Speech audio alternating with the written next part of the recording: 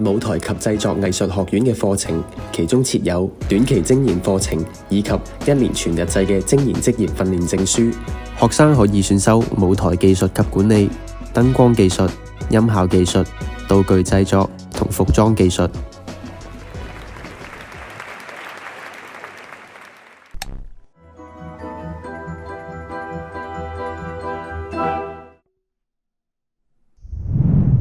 想為觀眾留低一個深刻嘅印象，造型上面嘅細節就可以為演出發揮得更淋漓盡致。修讀服裝技術可以了解戲服製作、舞台化妝造型同染布等。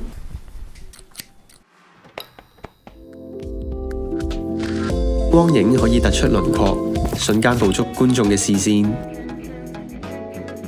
一場表演嘅燈光，由入台掛燈到彩排，都需要大量嘅人手輔助。修讀燈光技術就可以了解燈光基礎、電機工程同數碼繪圖嘅技巧。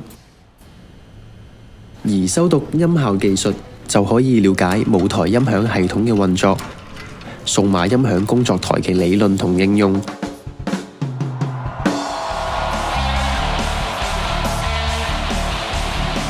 透過喇叭將聲音穩定傳到每個角落。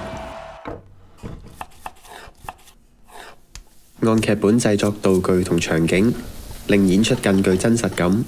修讀道具製作就可以了解唔同物料嘅運用，以製作道具、背景技巧同模型製作等等。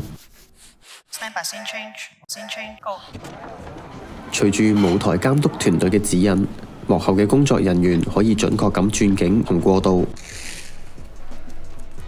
除咗參與校內嘅製作，仲有校外嘅實習，台前幕後一齊準備，先可以做到一場好嘅演出。你又準備好埋班未？